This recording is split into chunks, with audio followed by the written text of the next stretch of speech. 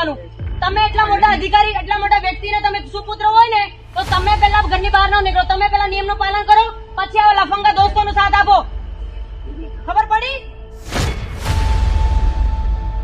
कि मीडिया के पास जो आया है, सोशल मीडिया के पास जो आया है, वो सिर्फ 10% है. अभी पूरी मूवी बाकी है. तो हम बंधे हुए डिपार्टमेंट से हम ऐसा कोई भी कदम नहीं उठा सकते कि हम डिपार्टमेंट हमारे खिलाफ जाए. ऑफिशियली जब मेरे कुछ प्रोसेस है वो कंप्लीट होगी, उसके बाद डेफिनेटली मैं कैमरा के सामने आऊँगी. मेरे पास बहुत सारी चीज़ें हैं जो मैं आपको बताना चाहती हूँ, पर मैं नहीं बता पा रही हूँ. उसका कारण सिर्फ ये है कि मेरे ऊपर बहुत सारे प्रेशर आ रहे हैं, या फिर मैं कोई डर नहीं गई हूँ कि छुप के बैठी हूँ. मैं लेडी सिंगर बनने के लिए आई हूँ, फेमस होने के लिए आई हूँ, राजनीति में जाने के लिए आई हूँ. ये सारे मेरे स्टंट हैं. तो आप लोग के ऐसे विचार हैं तो इट्स ओके. सब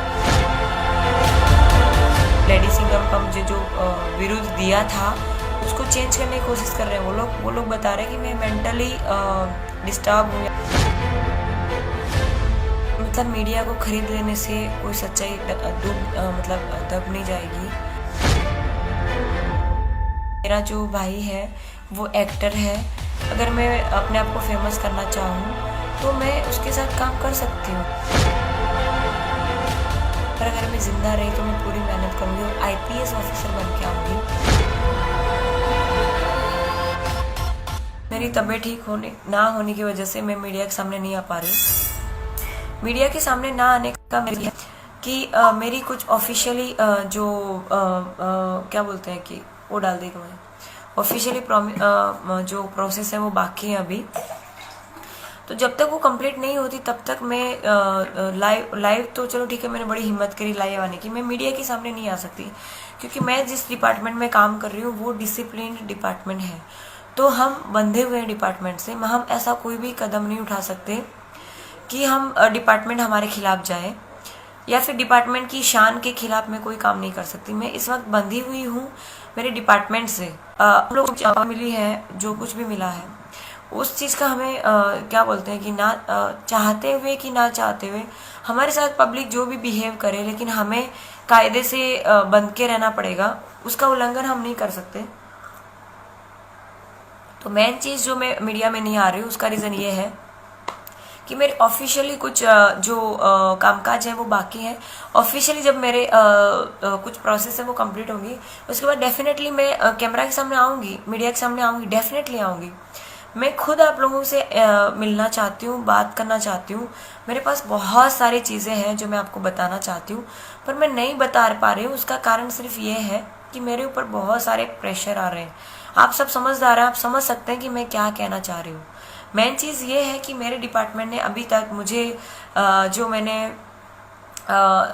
पुलिस डिपार्टमेंट को छोड़ने का जो रिजाइनिंग लेटर दिया है वो सिर्फ टेलीफोनिक मैंने जान की है, टेलीफोनिक मैंने बताया है, लेखित में देना अभी बाकी है. तो जब तक मैं रिटर्न में ना दूं तब तक मैं कुछ एक्शन नहीं ले सकती. मेरी मर्यादाएं हैं, कुछ मर्यादाएं मेरी हैं. एज ए LR मेरा फ़र्ज़ बनता है कि मैं मेरे पुलिस डिपार्टमेंट से पहले जो प्रोसेस लीगली होते हैं वो करूं. उसमें अगर मुझे न्याय नहीं मिलता है तो मैं मीडिया के पास जाऊं. सॉरी, मेरी तबीयत इतनी ख़राब है. मैं अभी क्या बोलते हैं कि डॉक्टर को बता के आ रही हूँ. सच में मेरी तबीयत ख़राब है, पर आप लोगों का जो इतना सपोर्ट मुझे मिला और उसके बाद अब जो नेगेटिव चीज़ें मार्केट में आ रही हैं, आई मीन सोशल मीडिया पे जो नेगेटिव चीज़ें फैल रही हैं, उसकी वजह से मुझे ना चाहते हुए भी लाइव इस वक्त आना पड़ रहा है. आज की तारीख है और ये हॉस्पिटल है. आप चाहो तो वहाँ पे चेक करवा सकते हो. ये कोई ड्रामा नहीं. मेन चीज़ यहाँ आप देखिए, आज 13 जो है 13 and 7. मेन चीज़ ये है कि मैं आपको कोई बहाने नहीं बना रही हूँ, या फिर मैं कोई डर नहीं गई हूँ कि छुप के बैठी हूँ. पर सच में मेरी तबीयत ठीक नहीं है. इस वक्त भी मैं बोलने के काबिल भी नहीं हूँ, पर मैं कोशिश करूँगी कि हो सके इतनी गलतफहमी आपकी दूर करने की कोशिश करूँ. जहाँ से ये घटना शुरू हुई है वहाँ से लेके अभी तक मैं सारी की सारी आपको इन्फॉर्मेशन आपको या तो लाइव आऊँगी या फिर मीडिया चैनल थ्रू मैं आप तक पहुँचाने की कोशिश करूँगी. पर मुझे सिर्फ एक दिन और चाहिए. आप लोग जो इतना सपोर्ट कर रहे हैं थैंक यू सारे जो भी मेरे लिए कर रहे हैं। मुझे नहीं पता कहाँ आप क्या कर पा रहे हैं, क्योंकि मेन चीज़ ये है कि मेरे पास जो सोर्सेस है वो बहुत लिमिटेड है। मैं सिंगल इस वक्त हूँ। मेरे पास कोई स्टाफ नहीं है कि उनको मैं अपना काम करवा लूँ। मैं पिछले जिस दिन मेरे साथ ये घटना हुई उस दिन के बाद से मैं सो नहीं पा रही हूँ। मेरी आंखें जो है वो जल रही हैं। कहते हैं ना कि आप चाहे अपने हिसाब से कितना ही बोल लें, कितना ही जो है सफाई अपनी दे लें, सामने वाले को उतना ही समझ में आएगा जितना उनकी पास समझ सकती है। तो मैं कैसी हूँ, क्या हूँ, वो डिपेंड करता है आप पे। आप जैसे हैं वैसी मैं हूँ। अगर आप अच्छे हैं तो मैं डेफिनेटली अच्छी हूँ आपके लिए। और आपके अगर विचार ऐसे हैं कि मैं लेडी सिंगम बनने के लिए आई हूँ, फेमस होने के लिए आई हूँ, राजनीति में जाने के लिए आई हूँ, ये सारे मेरे स्टंट हैं, तो आप लोग के ऐसे विचार हैं तो इट्स ओके। सबके अपने अपने विचार हो सकते हैं, ठीक है।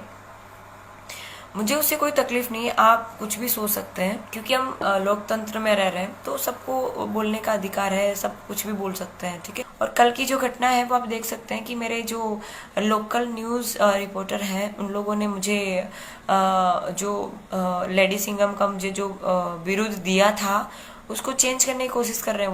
वो लोग बता रहे हैं कि मैं मेंटली डिस्टर्ब हूँ या फिर साइको टाइप हूँ, क्योंकि बहुत गुस्सा कर रही हूँ।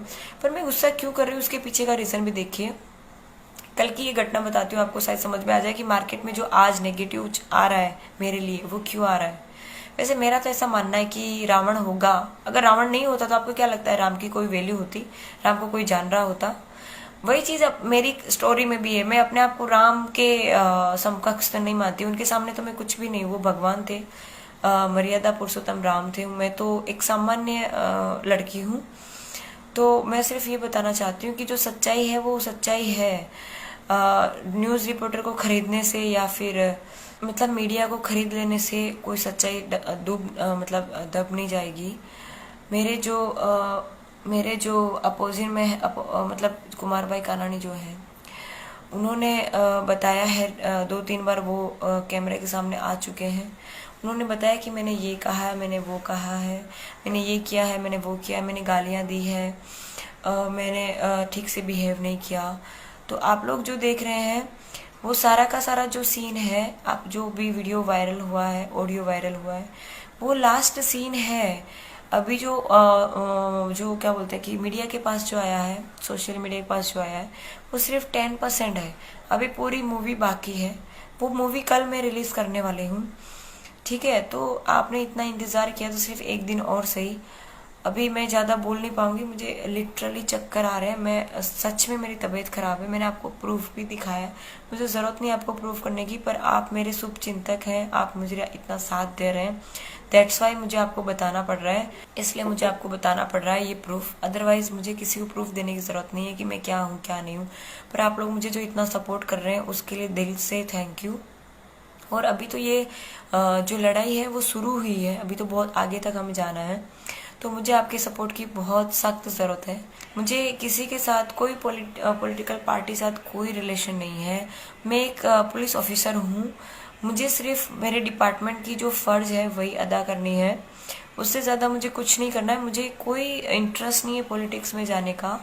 अगर पॉलिटिक्स में जाने का इंटरेस्ट हो तो आप मेरा बैकग्राउंड एक बार हो सके तो चेक कर लेना, आपको पता चल जाएगा कि भाई मेरे ग्रुप में जो लोग हैं वो अच्छे पोजीशन पे हैं राजनीति में, तो मैं डायरेक्ट उनका कांटेक्ट कर सकती हूँ।